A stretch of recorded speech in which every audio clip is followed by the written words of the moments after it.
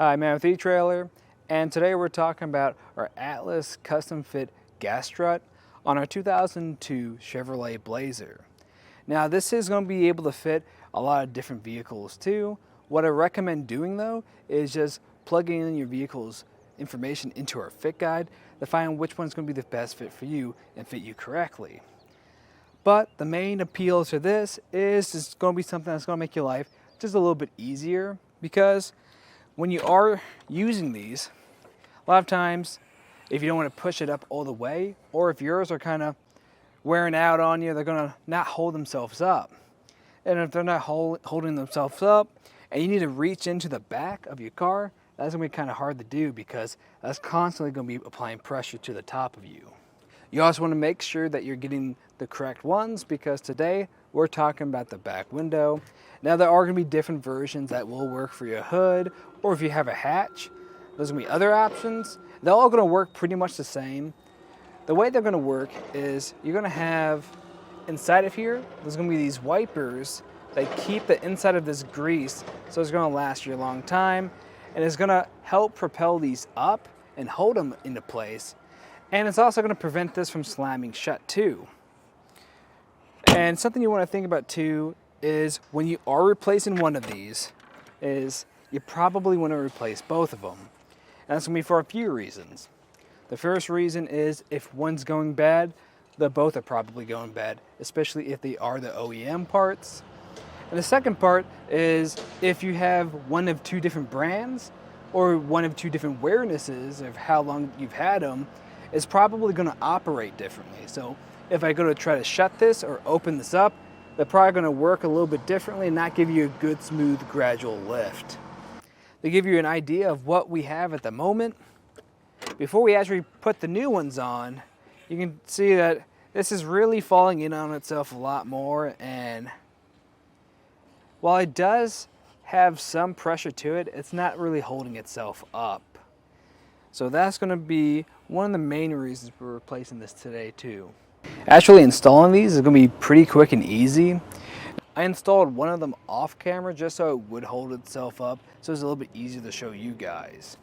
There's not a whole lot to them. Now if you want a more in-depth look at how these really do function and what makes them so smooth to operate, you can actually check out a demo where we do a full description on how this works. But as for the installation, it's actually pretty straightforward. All you need is just a flathead screwdriver, and it goes on there pretty easy. And the nice thing is if you installed one of these on one type of vehicle, it's probably going to install very similar to another vehicle too. But if you're curious to see what that process looks like, just stay tuned and we'll walk you through the process. So what you want to start with is actually with the old one, and what you want to do is just check the part to make sure it doesn't have any additional parts to it that your kit doesn't have.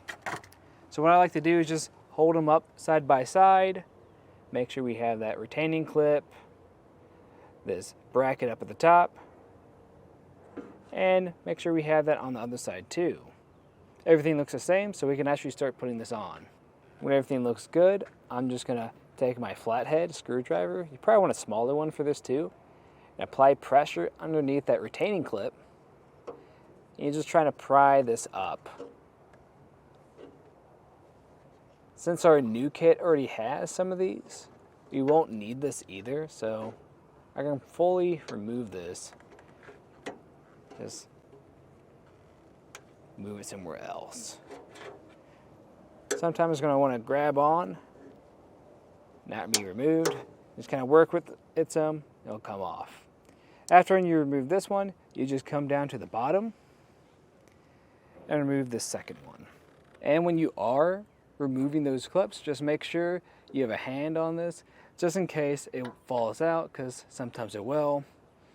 And I'm just going to pull on this, might wiggle it some, and it'll remove from that ball mount.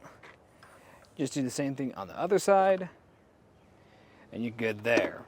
Now you want to try to keep it in this same position right here. Now if both of yours are gone bad, it won't hold itself up. Even with the new one on the other side, it still isn't going to hold itself up. But from this point, I'm going to push it the rest of the way up. Make sure it's in the same orientation. as it was before. And we actually don't need to do anything with this clip this time. We just need to push it onto that ball mount. So I'm just going to apply pressure till it clicks into place. Then I'm going to come to the bottom. You notice this isn't lined up. I'm just going to rotate this so everything does line up for me. And then push it in. Just like that. After, when you have it installed, just give it a good test. Make sure everything's operating correctly. It's running the shut pretty smoothly, and it's going to open up by itself too. And once that looks good, that'll complete our look at the installation and some of the features of the Atlas custom fit gas struts for your rear window on our 2002 Chevrolet Blazer. Thanks for watching.